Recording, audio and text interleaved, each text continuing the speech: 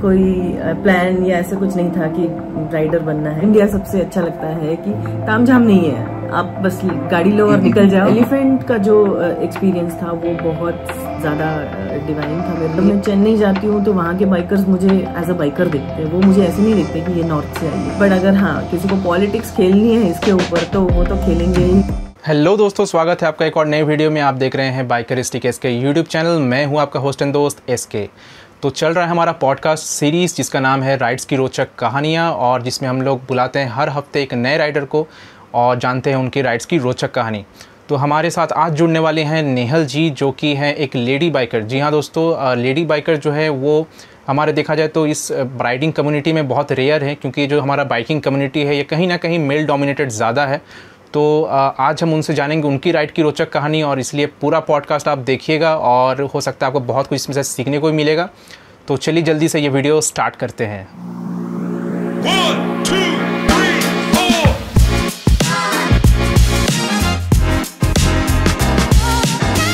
तो नेहल जी, स्वागत है आपका हमारे इस यूट्यूब चैनल पे और हमारे इस शो पे जिसका नाम है राइड्स की रोचक कहानियाँ। Hi Shivro, thank you for inviting me, happy to be here. Welcome ma'am.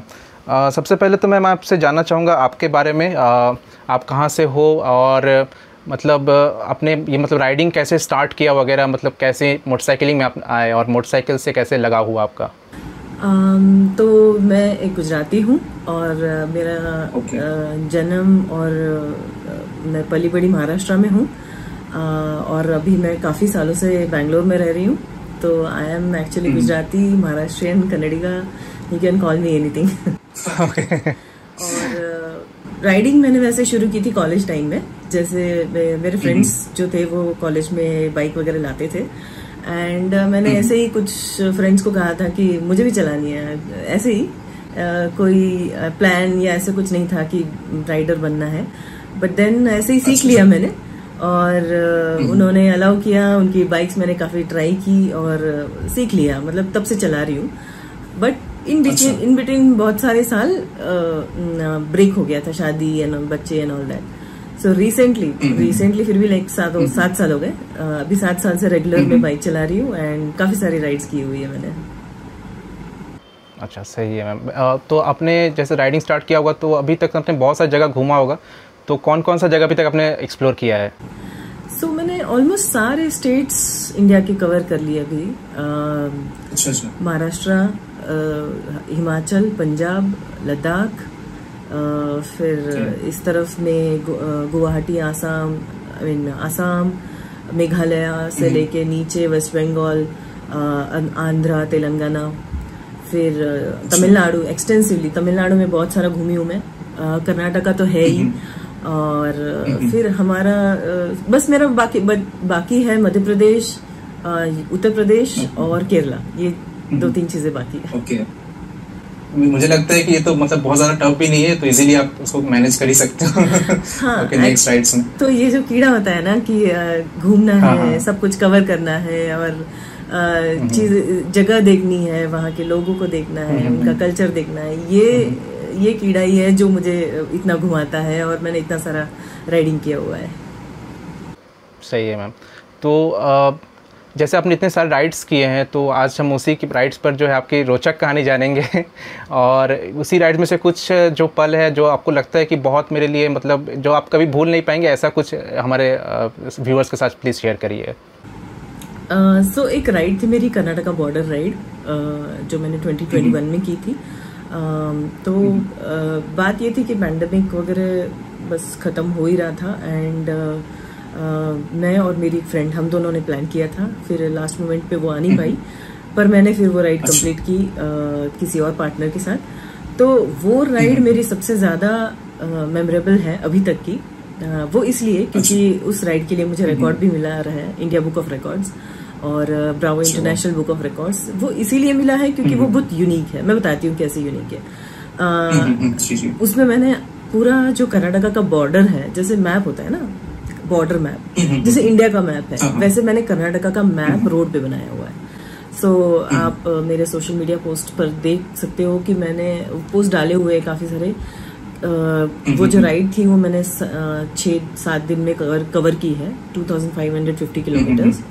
उसकी यूनिकनेस अच्छा, ये अच्छा। है, एक तो कि वो मैंने बॉर्डर बनाया है मैप, और दूसरी चीज उसमें मैप, हाँ। 80% ऑफ जो रोड्स थे वो सारे हाँ। गांव के ऑफ रोड, पहाड़, off roads. Those kind of roads जहाँ पे ज्यादा क्या बोलते हैं, पक्की सड़क नहीं है, कच्ची सड़क है, और ये 20% हाईवेज है जो कि कोस्टल एरिया में है। तो ये मतलब यूनिकनेस है उस राइड का, जिस वजह से लोगों ने बहुत अप्रिशिएट किया, और मुझे बहुत सारा सीखने मिला उस राइड पे अपने बारे में। मेरे पार्टनर के थ्रू मुझे राइडिंग के बारे में सीखने मिला, कर्नाटका का लोकल कल्चर, वहाँ के लोग, खाना पीना, मतलब सब कुछ बहुत सारा सीखने मिला। सो इसीलिए वो मेरी सबसे ज्यादा रोमांचक राइड है। अच्छा अच्छा। तो जैसे आपने इतने सारे राइड्स किए हैं, तो कहीं मतलब ऐसा लगा कि मतलब पुलिस के द्वारा या फिर मतलब कुछ मतलब होते हैं ना, गुंडे बदमाश पड़ जाते हैं रोड पे, तो ऐसा कुछ कभी सीन हुआ आपके साथ? नहीं, पुलिस तो कभी भी नहीं।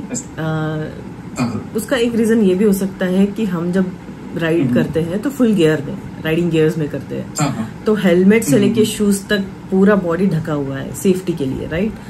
तो पता नहीं चलता कि लड़की राइड कर रही है, लड़का राइड कर रहा है।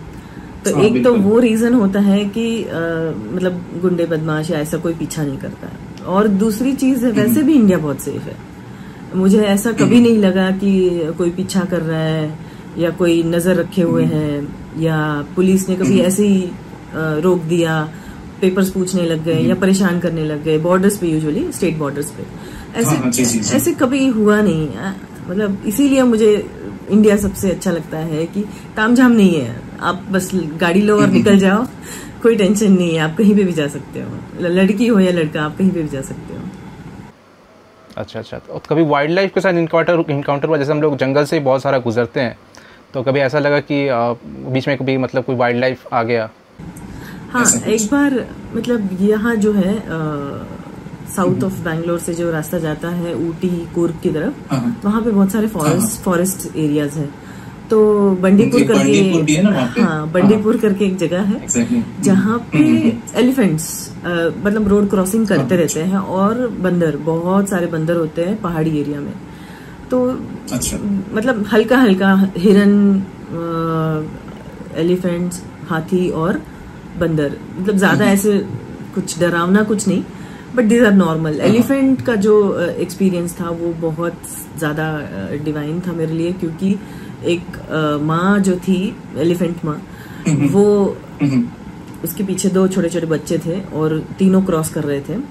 अभी 2-3 गाड़ियां खड़ी है, बाइकर्स खड़े हैं, और उस तरफ भी 2-3 गाड़ियां खड़ी है, और माँ तो चले जा रही है लेकिन बच्चे जो है वो डर रहे हैं। तो शी क्रॉसेस द रोड, वो क्रॉस कर लेती है, फिर देखती है कि बच्चे नहीं आए, then she comes back and उन दोनों को पुश करती है। सो दोनों में से एक पुश हो जाता है, तो वो बीच में, एक बच्चा आगे और एक बच्चा पीछे, ऐसे करके वो तीनों रोड क्रॉस करते हैं। तो ये एक्सपीरियंस अच्छा था मेरे लिए। मतलब सोचा मैंने, अंदर से थॉट बहुत सारे आए कि माँ हर जगह माँ ही होती है, और यू नो जिस तरह से मेरी माँ ने मुझे पुश किया, मुझे लगा कि हाँ मतलब माँ तो ऐसी होती है, एंड अच्छा एक्सपीरियंस था मेरे लिए। अच्छा अच्छा। राइड करते वक्त कभी ऐसा लगा कि मतलब एक बहुत मतलब ब्रेथ टेकिंग व्यू लगा कि अरे मतलब बहुत शानदार मतलब ये जगह है, यहाँ पे रुक करके फ़ोटो लेना चाहिए, ऐसा कुछ कोई जगह? हाँ, जब यही राइड में कर रही थी, कर्नाटका की राइड, तो भद्रावती करके एक डैम है रिवर का, तो वहाँ पे डैम पर तो मैं और मेरे राइडिंग पार्टनर जो थे, हम चले गए व्यू के लिए, फोटोज के लिए। तो वहाँ चले गए, बट वो उसको है ना, मेरे जो पार्टनर था उसको कीड़ा है कि ऑफ बीट प्लेसेस में जाने का। तो उसने वो जगह ढूंढ के निकाली। मैं अभी पिक्चर्स खींच ही रही थी कि सनराइज हो रहा है, सनसेट हो रहा है, व्हाटएवर, और वो गया, ढूंढ के आया जगह और बोला कि चलो वहां जाना है। एंड आई वाज लाइक कि नहीं छोड़ो, अभी हो गया ना, will go to next destination, next place now. लेकिन वो था कि नहीं चलो, तो गए हम वहां, और वो view I can not tell you, इतना ब्यूटीफुल था। दोनों तरफ पहाड़, बीच में से नदी जा रही है, और वो नदी इतनी चौड़ी है कि यू फील लाइक कि समंदर ही है, और फिर भी पहाड़ों बीच में जा रही है। और कुछ बोट्स, फिशरमैन्स भी थे उसमें, पर बहुत काफी दूर थे, और जहां मैं खड़ी थी पहाड़ पे, वहां से मतलब सब हरियाली और ठंडे पेड़, जो धूप में हम राइड करके जाते हैं, और वो जो छांव थी पेड़ों की, तो वो जो फीलिंग, वो जो व्यू था, वो बहुत ही ब्यूटीफुल था, और वो अभी भी मेरी मेमोरी में बहुत फ्रेश है। हालांकि 3 साल हो चुके हैं राइड को, 2-3 साल हो गए, बट अभी भी बहुत फ्रेश है। और गुवाहाटी में बहुत, मेघालय तो पता है बहुत ब्यूटीफुल है। वैजाग की बीचेस, पौंडीचेरी की बीचेस बहुत बहुत ही ब्यूटीफुल है। तो काफी जगह है वैसे देखने मिलती है अगर आप राइड पे निकलो तो। अच्छा, तो जैसे मोटरसाइकिलिंग है, ये मतलब एक इजी टास्क नहीं है, और फैमिली को मैनेज करना भी इजी नहीं है, तो आप कैसे मतलब दोनों मैनेज कर लेती हैं? ये बहुत मतलब एक कहे तो सीखने वाली बात होगी हमारे ऑडियंस के लिए आपसे। मतलब आप पूछ रहे हो कि मैं राइड पे कैसे निकल जाती हूँ, फैमिली होती है घर पे, तो कैसे मैनेज होता है, वही ना? तो जब मैं नया राइडिंग कर रही थी, उस वक्त मैंने क्या किया था कि ऑब्वियसली घर पे एक्सप्लेन करना बहुत मुश्किल था कि मैं क्यों जा रही हूँ राइड पे, पूछते थे मुझे मेरे मम्मी पापा और husband, and everybody used to ask कि क्या मिल रहा है तुम्हें, राइड पे क्यों जा रहे हो? और मैं सुबह 4 बजे निकल जाती थी, 5, 5:30, 6 बजे तक मैं किसी एक लेक या वाटरफॉल वहां पहुंच जाती थी। बैंगलोर के आसपास बहुत सारे लेक्स हैं, तो पहुंच जाओ, फोटो निकालो अपना, जो है थोड़ा सा आधा 1 घंटा वहां पे बैठो, फील करो जगह को, राइड को, और रिटर्न आ जाओ। मैं 8, 8:30 तक घर आ जाती थी वापस, और वीकेंड है तो अभी तक मेरी फैमिली बस उठ ही रही है धीरे धीरे, और जब मैं 8, 8:30 तक रिटर्न आ जा रही हूँ घर पे, और आके फिर नाश्ता वगैरह उनके लिए रेडी है एंड ऑल, तो उनको कोई प्रॉब्लम नहीं हो रही है। तो ये मैनेज करना होता है। अगर आपको पैशन है किसी चीज का, तो आपको उसके लिए टाइम निकालना पड़ेगा। तो टाइम निकालने के अलावा आपको अपनी फैमिली को कन्विंस भी करना पड़ेगा कि मैं जो कर रही हूँ ये मैं अपने लिए कर रही हूँ, और हमारी जो रेगुलर लाइफ है, मतलब जो फैमिली लाइफ है, जो करियर काम वाली लाइफ है, वो कोई भी इफेक्ट नहीं होगी, वो उसमें कोई प्रॉब्लम नहीं होगी। I will take care of myself, I will take care of family and सब कुछ। तो फिर जब फैमिली कॉन्फिडेंस में आ जाती है तो मैनेज हो जाता है। And my husband has been supportive जब से मैंने राइडिंग शुरू किया है। तो ये जो मैं फॉलो कर रही थी अपना रूटीन, हर वीकेंड जाना, ऐसा मैंने 3 साल किया। कैन यू इमेजिन कि हर संडे वीकेंड को मैं बाइक रेंट पे ले रही हूँ, कोई एक जगह ढूंढ लूंगी मैं, फ्राइडे नाइट को, सैटरडे को बाइक ले लूंगी और निकल जाऊंगी, और फिर संडे जल्दी से जाके आ जाऊंगी। सो ये मैंने 3 साल तक किया। तो उसके बाद थोड़ा सा कॉन्फिडेंस आ जाता है फैमिली को भी कि ये कर लेगी। हाँ, तो वो भी नहीं रोकते हैं, और हमें भी कॉन्फिडेंस आ जाता है कि मैं भी कर लूंगी। तो फिर बात आगे ही बढ़ती है। तो जैसे आप मोटरसाइकिल्स जैसे टूर करते हैं, तो मतलब बहुत ज़्यादा चैलेंजिंग होता है देखा जाए तो, क्योंकि हम लोग रेगुलर सिटी राइड कम्यूट करते हैं तो वो कहीं ना कहीं थोड़ा इजी होता है, और मोटरसाइकिल राइडिंग करना जो है वो डिफ़िकल्ट टास्क है। तो वो आप कैसे मैनेज कर लेती हैं? और मतलब स्टार्टिंग में कुछ ना कुछ तो प्रॉब्लम आया होगा आपको, तो वो क्या क्या प्रॉब्लम्स आपने फेस किया? हाँ, सिटी राइड और जो हाईवे राइड्स होती है बहुत फ़र्क है उसमें। हाईवेज में शायद आपको कोई हेल्प ना मिले अगर ब्रेक डाउन हो जाए, या कहीं आप फंस जाओ, या रास्ता खो जाओ, जो भी है। तो हाईवे पे शायद आपको उतनी हेल्प ना मिले जितनी सिटीज में मिल जाती है। सिटीज में तो वैसे भी गूगल भी काम करता है, और ये शुरू में दिक्कत होती थी, बट अभी 7-8 साल हो गए, और मैंने बहुत 2-3 बड़ी राइड्स कर ली है, जैसे 7 दिन 15 दिन। तो अभी वो कॉन्फिडेंस भी आ गया है कि हो जाएगा, कर लूंगी।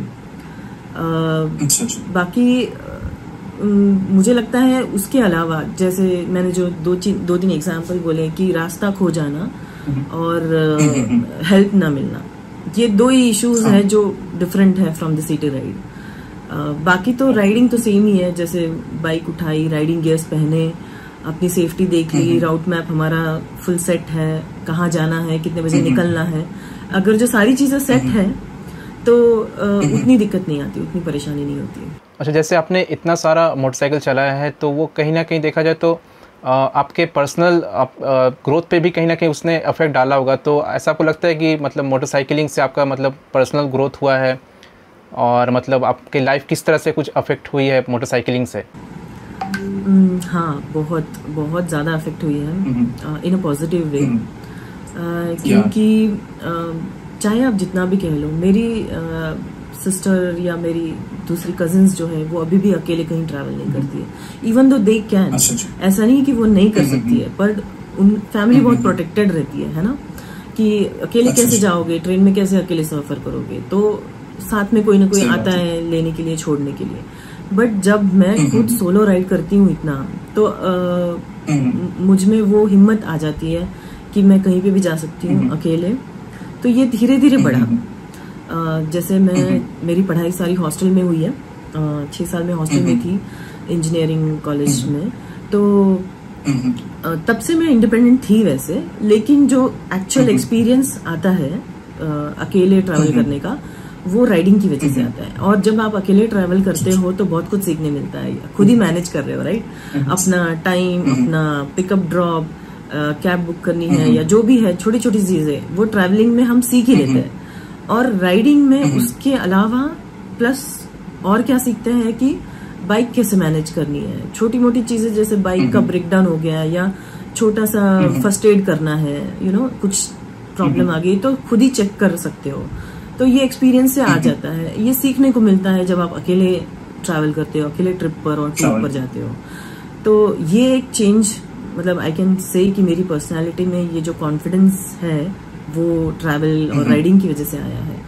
और दूसरा मतलब दूसरा उससे भी ज्यादा एक इम्पोर्टेंट चेंज जो मुझ में मैं देखती हूँ वो है कि मुझ में एक्सेप्टेंस बहुत ज्यादा आ गई है। पहले ऐसा था कि ठीक है, मेरी फैमिली है, मेरे लोग हैं, मेरी कम्युनिटी और मेरा गांव, ज्यादा से ज्यादा मेरा शहर, बस ज्यादा उससे ज्यादा हम नहीं सोच पाते। और जब हम ट्रैवल करते हैं, टूर पे रहते हैं, तो पर्सपेक्टिव्स बहुत सारे ओपन हो जाते हैं। हम बहुत सारा मतलब दूसरों के नजरिए से देखना शुरू करते हैं और सीखने मिलता है कि अगर ये चीज ऐसे है तो ऐसे क्यों है, और ऐसे नहीं होती तो कैसे होती, तो उस सिचुएशन में कैसे हैंडल करना है।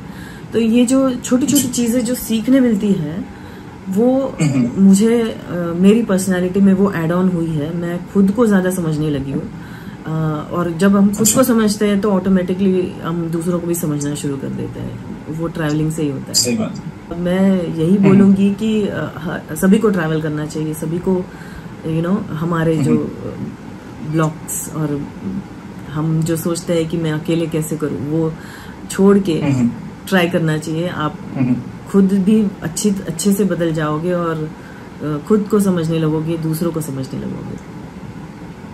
जी जी बिल्कुल। और इसी तरह से मेरा नेक्स्ट क्वेश्चन कहीं ना कहीं इसी से स्लाइटली रिलेटेड है। जैसे आप देखे होगे कि अभी चल रहा है नॉर्थ इंडिया साउथ इंडिया वाला, मतलब जो थोड़ा चलता है हमारे इंस्टाग्राम वगैरह पे।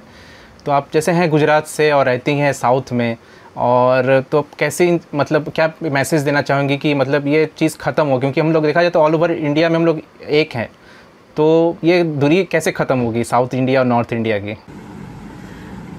ये देखो, हमें ये सोचना पड़ेगा कि ये क्यों है। ठीक है, ये जो पॉलिटिकल लीडरशिप में जो होता है वो उनके खुद के पॉलिटिकल गेन के लिए होता है। ठीक है, ये तो बहुत क्लियर है ना। तो वो तो छोड़ ही दो, because they will do it no matter what. जो वोट्स के लिए या सीट्स के लिए वो करते रहेंगे। अब रही ग्राउंड लेवल पे जो हम जैसे लोग हैं जो एक्चुअल्स जीते हैं ना। मैं हूँ गुजरात से, पली बड़ी महाराष्ट्र से, 18 साल हो गए अब मुझे बेंगलोर में। तो मुझे तो थोड़ा बहुत तो फेस करना पड़ता है, लेकिन मुझे हेटरेट कभी नहीं फील हुआ कि लोग ऐसे हेट कर रहे हैं तुम्हें कि तुम नॉर्थ से हो। और वो बहुत अच्छे से समझते हैं कि हम जो नॉर्थ से आते हैं और जो मतलब मैं अपना खुद का एग्जांपल दूंगी, I don't want to generalize it.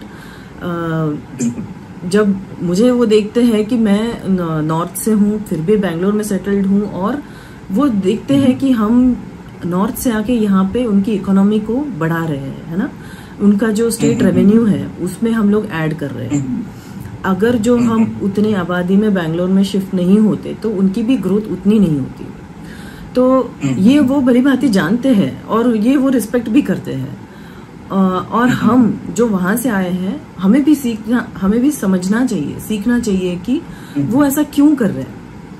वो इसीलिए कर रहे हैं कि वो अपनी भाषा, अपना कल्चर, अपना मतलब क्या बोलते हैं, खान पीन, रहन सहन, ये सब सेव करना चाहते हैं। वो नहीं चाहते कि ये बैंगलोर जो है वो बहुत बड़ा मेट्रो सिटी बन जाए और वो खुद ही अपनी जगह पे अपना ना समझने लगे। यू नो, उनको भी तो फील होना चाहिए कि ये मेरी जगह है, and which is very very okay. तो अगर वो चाहते हैं कि आप आओ, यहाँ की भाषा सीखो, यहाँ के जैसे बन जाओ, तो मुझे नहीं लगता इसमें कोई गलत है। मुझे वैसे तो इंस्टाग्राम पे और मेरे काफी राइडर फ्रेंड्स और काफी लोग मतलब हल्का सा टॉन्ट भी कर देते, oh you are from 18 years in Bangalore and you still don't know Kannada. But मैं अगर ऐसा कोई होता है जो टॉन्ट के लिए कह रहा है, तो मैं जवाब दे देती हूँ अच्छे से कि इट इज माई चॉइस। अगर जो जेन्युइनली कोई कहता है कि आप सीखो, और मैं सीख लेती हूँ। मुझे मतलब कन्नड़ा लिखनी, पढ़नी और समझने आती है, बोलने नहीं आती है क्योंकि उसके लिए प्रैक्टिस चाहिए होती है, and maybe I'm not comfortable to talk, but then I have done my part of reading, writing. I can read and write much better than the locals here. तो ऐसा नहीं है exactly, तो ऐसा नहीं है कि हम लोग भी नहीं करते, हम लोग भी कोशिश करते हैं यहाँ के जैसे बन जाने की। और वैसे भी इंडिया में सारे हम जो है ना भाईचारा जो होता है हमारा, वो तो है ही, और पर बाइकिंग कम्युनिटी में वो और ज्यादा है। जब हम बाइकर फेस्टिवल्स में जाते हैं, जैसे बैंगलोर में भी हुआ था अभी, तो ऐसे लगता नहीं है कि आप नॉर्थ से हो, आप साउथ से हो, आप तो ये लैंग्वेज बोलते हो। मुझे ऐसा कभी फील नहीं हुआ। जब मैं चेन्नई जाती हूँ तो वहाँ के बाइकर्स मुझे एज अ बाइकर देखते हैं, वो मुझे ऐसे नहीं देखते कि ये नॉर्थ से आई है। मैं जब हिमाचल जाती हूँ तो वो लोग ये नहीं सोचते कि ये साउथ से, बैंगलोर से आई है।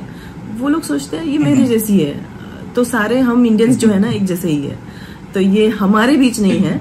बट अगर हाँ किसी को पॉलिटिक्स खेलनी है इसके ऊपर, तो वो तो खेलेंगे ही, और हमें उसमें नहीं गिरना है, ऐसा मुझे लगता है।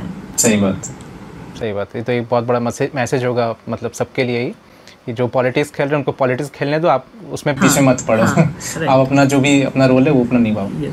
और तो कहीं ना कहीं आप मानते हैं कि बाइकर कम्युनिटी जो है हमारा, वो मतलब पूरे हमारे इंडिया को यूनाइट करने में एक बहुत बड़ा मतलब रोल प्ले कर रहा है। बहुत, क्योंकि मतलब I can give you so many examples. जैसे हम लोग किसी बाइकर फेस्टिवल्स में जाते हैं। मैं एक राइड करके गई थी पूरी बैंगलोर से मेघालय।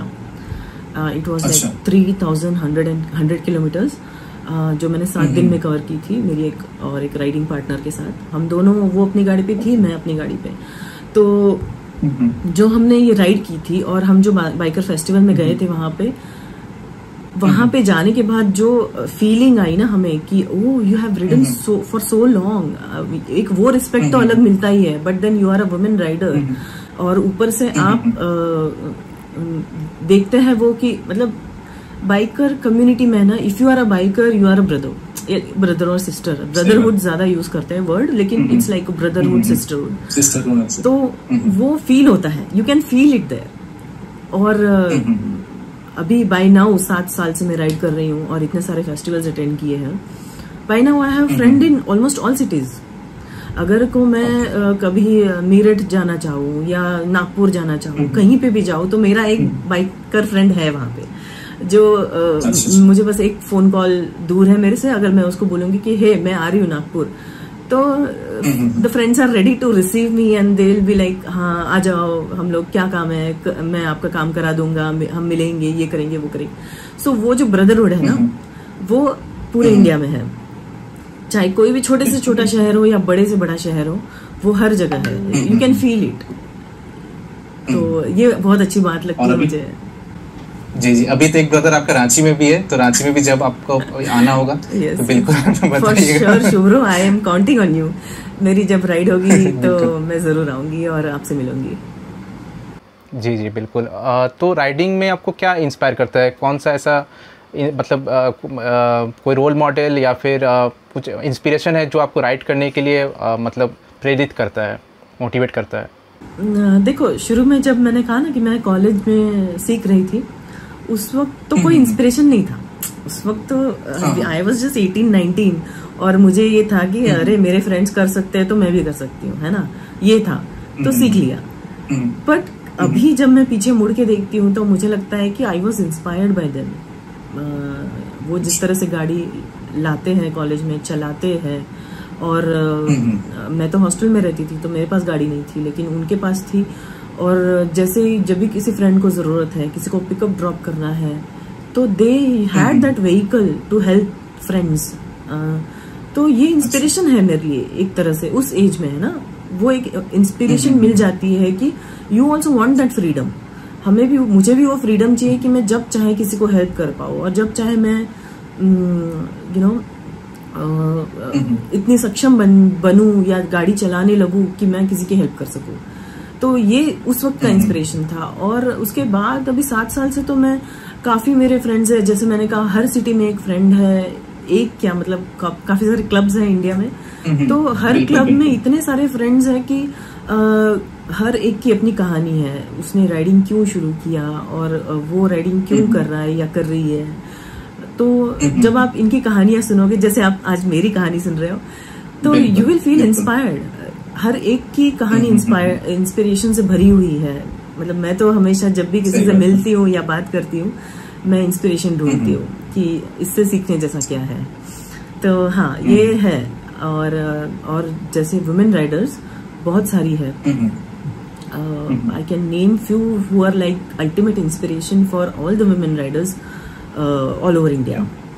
तो जैसे माला कौर हो गई, आपने सुने होंगे ये सब नाम। सोमा बासु फ्रॉम बंगाल, तेंजी फ्रॉम अरुणाचल, हमारी बैंगलोर की कैंडिडा है, और पुणे से उर्वशी है। Yes Candida Louis. पुणे से उर्वशी है, फिर पंजाब से कुछ राइडर्स हैं, दिल्ली से है राइडर्स, आई मीन केरला से नूर है। So these are all you know inspiring riders, women riders. इनका काम, इनकी राइडिंग जर्नीज और stories over the period of like say 5-10 years, if you see them you get inspired. And हमें लगता है कि अरे ये तो बहुत अच्छा किया है इन्होंने, और मैं भी कुछ ऐसा कर सकती हूँ, मैं भी करूँ। यू नो, ऐसा इंस्पिरेशन जरूर मिलता है। और जैसे हमने देखा भी है कि आप मतलब सोशल वर्क बहुत ज़्यादा करती हैं, तो उसके बारे में थोड़ा सा बताइए, कैसे ये सब शुरुआत हुआ उसका? सो एक्चुअली मैं अभी 9 साल हो गए मैं सोशल वर्क से जुड़ी हुई हूँ। काफ़ी सारी NGO से जुड़ी हुई हूँ। तो मैंने पिछले 8 साल में काफ़ी बहुत सारा काम किया, और पैंडेमिक के जो 2 साल थे, जो 2 मुश्किल साल थे, उसमें बहुत सारा काम किया। हाँ, तो ये एक NGO से मैं जुड़ी हुई थी, बीइंग सोशल नाम है उनका। उन्होंने कहा कि नेहल जी, हमें राशन किट्स पहुंचाने हैं। बहुत सारे रेस्ट्रिक्शंस थे, कोई सिटी में कोई घूम नहीं पा रहा था, लॉकडाउन था, बहुत तेज, मतलब स्ट्रिक्ट वाला लॉकडाउन। एंड तो हमें फिर क्या हुआ कि उन्होंने कहा कि हम आपको चाहिए तो पासेस दिलवा देंगे, लेकिन आप एक बाइकर्स की टीम बनाओ, या मुझे एटलीस्ट कुछ बाइकर्स ऐसे बता दो जो सोशल वर्क करने के लिए तैयार है। वैसे तो देखो, बैंगलोर में 150 राइडिंग क्लब्स हैं, ठीक है। और मैंने अपने सोशल मीडिया पे डाल दिया कि जो भी बाइकर्स हेल्प करना चाहते हैं पैंडेमिक के टाइम में, आप प्लीज मुझसे जुड़ जाइए। हम ये टीम बना रहे हैं, बाइकर्स की टीम, जो रेशन किट्स डिलीवर करेगी एक NGO थ्रू, ठीक है। ये मेरा अपना काम नहीं है, किसी NGO का काम है, पर मेरा टास्क ये है कि मुझे एक टीम बनानी है और उनको काम असाइन करने की, ठीक है, आप यहाँ जाओगे, आपके एरिया के हिसाब से आप वहां पे डिलीवर करोगे, और कहाँ करनी है और कैसे करनी है, कहाँ से उठाना है रेशन किट्स और कहाँ डिलीवर करना है। तो ये सारा काम मैंने एक NGO के लिए किया था। उन्होंने मुझे अपॉर्चुनिटी दी। उन्हें भी लगा होगा कि नेहल जी इतने सालों से राइड कर रही है और सोशल वर्क तो करती है, तो मतलब पूछा जाए, यू नो, वो जस्ट एक क्वेश्चन था, और मैंने उसको मतलब सोचा कि अच्छा ये मेरी एक अपॉर्चुनिटी है सोशल वर्क करने के लिए, मैं इसको है ना कमी नहीं समझती हूँ कि जा नहीं सकते। तो हालांकि काफी राइडर्स थे जो सोचते थे कि मैं बाहर जाऊंगी तो मुझे भी इन्फेक्शन हो जाएगा ना, व्हाई शुड आई गो। मुझे भी अपनी फैमिली से बहुत रेस्ट्रिक्शंस थे, गालियां भी पड़ी कि तुम ना घर लेकर ही आओगी अब ऐसे। तो पर सोशल वर्क का भी कीड़ा था ही साथ में, तो टीम बनाई। काफी राइडर्स जो मेरे जैसे थे, जो सोचते थे कि अगर मैं नहीं करूंगी तो कौन करेगा, जरूरत तो सभी को है, और पुलिस और डॉक्टर्स और ये सारे तो अपना काम कर ही रहे हैं, पर जो एनजीओज का काम है वो कौन करेगा, वॉलंटियर्स ही करेंगे। तो मेरी सोच रखने वाले कुछ बाइकर्स थे वहां पे, जिनकी हेल्प से मैंने एक टीम बनाई। और फिर हमने एक वेरिफिकेशन प्रोसेस था एक कि जो रिक्वेस्ट आई है रेशन किट के लिए वो जेन्युइन है या नहीं, तो वेरिफिकेशन प्रोसेस था। फिर डिलीवरी पिकअप का प्रोसेस था, ड्रॉप का था, बाइकर्स अलॉटमेंट करना, कौन से एरिया में कितने किड्स जा रहे हैं और उस सबका हिसाब रखना। कभी कभी क्या बोलते हैं, डोनर्स ढूंढना, डोनर्स भी तो चाहिए ना, पैसे देने वाले जो जिसकी वजह से हम खरीद सके, किड्स खरीद सके। तो ये करना, फिर मेडिसिन भी डिलीवरी किए मैंने दूसरे एनजीओ की हेल्प से। जो वो लोग क्या कर रहे थे कि जिनके जो एसेंशियल मेडिसिन होते हैं ना, जैसे कितने 6-7 महीने लॉकडाउन था, उससे ज्यादा ही था, तो अभी जिसको डायबिटीज और बीपी की गोली रोज खानी है उसको तो खानी है, उसके लिए लॉकडाउन मतलब कुछ नहीं कर सकता है ना वो इंसान।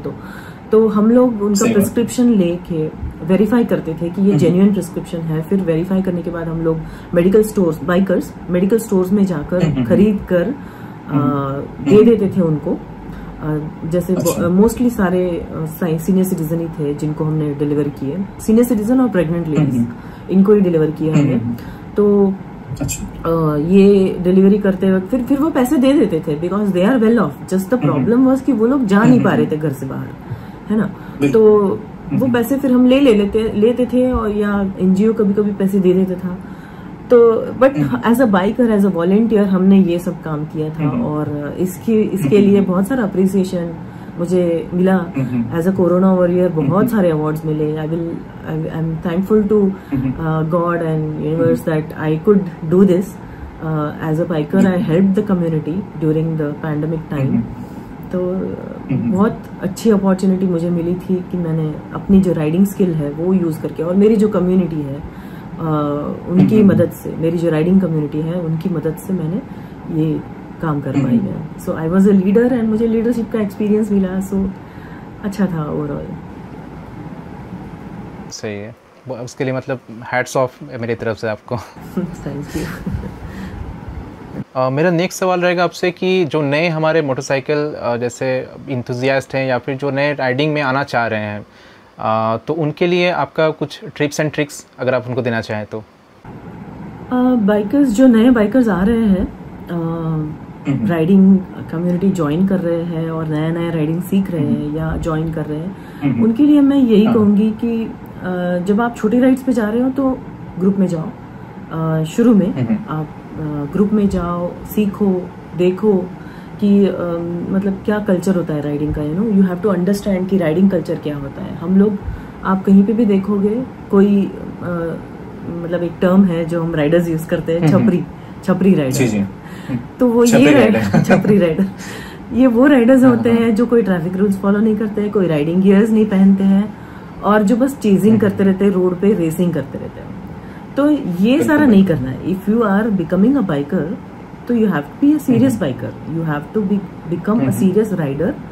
चाहे आप छोटी राइड पे जा रहे हो या बड़ी राइड पे, लॉन्ग राइड पे जा रहे हो जो 7-8 दिन की है, you have to behave like a rider. Always wear the riding gears, have your route maps ready. हमारे तुम्हें जहाँ जाना है, जो आपका डेस्टिनेशन है, वो हमेशा बिफोर हैंड रेडी होना चाहिए कि आज मैं कितना राइड करूंगा या करूंगी, मुझे कहाँ तक पहुंचना है, क्या रूट लेना है, और हो सके तो ब्रेकफास्ट, लंच, डिनर कहाँ पे करना है, कौन से पॉइंट्स है। और रास्ते में अगर हो सके तो कोई पंक्चर शॉप या मैकेनिक शॉप या कोई रॉयल एनफील्ड का शोरूम या जो भी, मतलब छोटी छोटी चीजें लॉन्ग राइड्स में ये सारी चीजें ध्यान में रखना बहुत जरूरी है। ये मैं करती हूँ, हालांकि इन चीजों की कभी जरूरत नहीं पड़ी है मुझे, but then you know it is always good to be prepared. तो और छपरी राइडर नहीं बनना है, ट्रैफिक रूल्स फॉलो करने हैं और राइडिंग गियर्स पहनने हैं। ये तो बहुत इंपॉर्टेंट टिप्स है जो भी नया राइडिंग शुरू कर रहा है, राइडिंग कम्युनिटी ज्वाइन कर रहा है। You will have a different respect in a community if you are following all this rules. As a women rider health के लिए एक टिप है कि always carry your pee safe, क्योंकि as a women we need to sit and pee, right? So we cannot be going in public places and getting infected, क्योंकि दूसरे दिन ride भी तो करना है। तो have P safe with you always, sunscreen लेकर हमेशा रहो, और अगर आप सोलो राइड कर रहे हैं तो पेपर स्प्रे साथ में रखो, मतलब रखना चाहिए। इवन दो आई से कि इंडिया बहुत सेफ है, पर नोटोरियस कैरेक्टर्स तो हर जगह होते ही है। तो for that keep your paper spray always with you in riding jacket, not in the bag, in the tank bag or the you know saddle bag, but keep in the jacket, क्योंकि jacket हमेशा आपके साथ रहेगा तो you can always use it, it should be handy। तो ये तो health के लिए कहा मैंने, पर अगर बाइक के लिए आप पूछ रहे हो तो a pair of tubes, extra tubes, you know, दोनों टायर का साइज अलग होता है, तो ट्यूब रख लो, क्लच केबल रख लो, क्योंकि पहले ये होता था कि कोई भी गाड़ी का क्लच केबल किसी भी गाड़ी में फिट हो जाता था।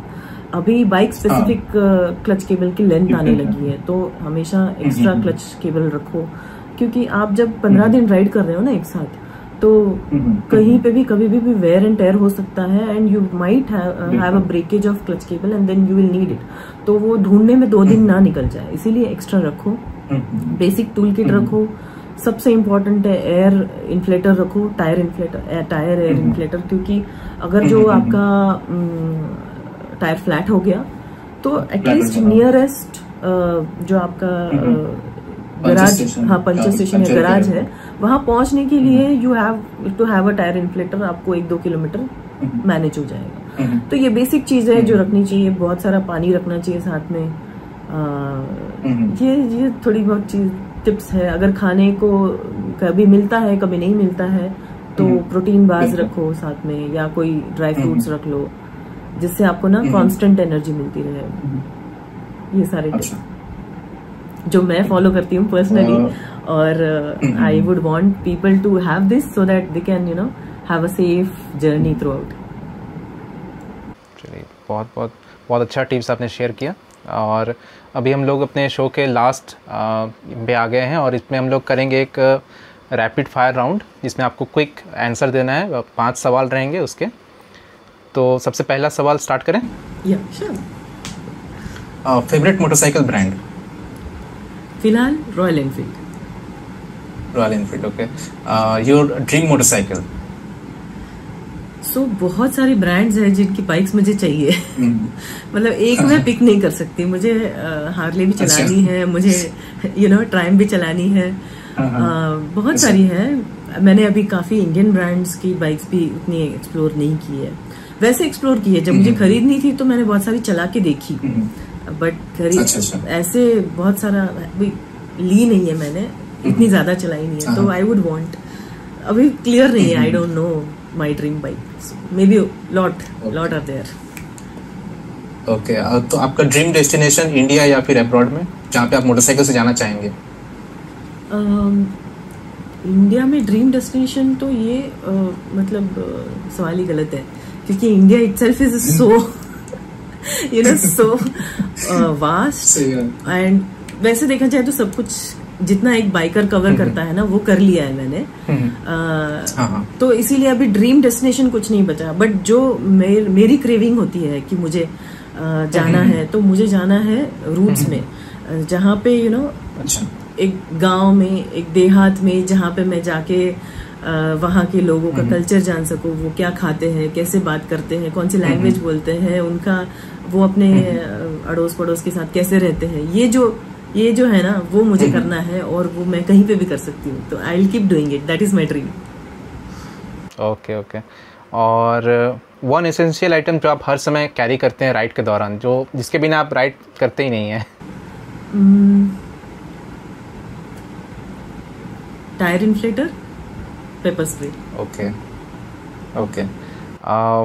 कोई एक डेस्टिनेशन जहाँ पे आप रिकमेंड करोगे कि हमारे राइडर्स को एक बार ज़रूर बाइक से जाना चाहिए, विजिट करना चाहिए? इन इंडिया लद्दाख, आपका पूरा ट्रांसफॉर्मेशन हो जाएगा, आई स्वेयर। अगर आप चंडीगढ़ से राइड शुरू करोगे लेह तक, लेह से फिर मनाली तक, तो you will have a transformational journey in your life. आप देखोगे कि इतना ब्यूटीफुल है इंडिया, और जो इतने विशाल पहाड़ जो हमने सोचे भी नहीं थे, और इतनी गहरी खाइयाँ, इतना सारा पानी, इतनी सारी हरियाली, और डेजर्ट भी है वहाँ पे बर्फ भी है, स्नो भी है, सारे जानवर है, सब कुछ है वहाँ पे। आप बहुत अच्छा लगेगा आपको, लद्दाख जाना चाहिए सबको। और देखा जाए तो पूरी मतलब प्लेनेट कह सके उसको, छोटा मोटा एक ही जगह पे। हाँ। तो इसी के साथ हमारा रैपिड फायर जो क्वेश्चन राउंड है हमारा खत्म होता है, और अभी हम लोग का शो जो है ये एंड होने का टाइम आ गया है। तो जाते जाते मैम कुछ लास्ट थॉट्स जो आप कहना चाहेंगे हमारे राइडर्स को या फिर व्यूअर्स को? क्या कहूँ मैं यही कहूँगी कि आप के अंदर अगर जो कीड़ा है अकेले ट्रैवल करने का, तो बाइक बहुत अच्छी ऑप्शन है। हर कोई फ्लाइट में ट्रैवल नहीं कर सकता, हर कोई कार में ट्रैवल नहीं कर सकता, पर बाइक तो अफोर्ड कर ही लेते हैं। और कमाओ, सेव करो, सेव करने के बाद बाइक उठाओ और निकल पड़ो। सो हर एक को ट्रैवल करना चाहिए। ट्रैवलिंग से हमारी लाइफ बहुत चेंज होती है, हमें बहुत सीखने मिलता है, तो हर एक को करना चाहिए।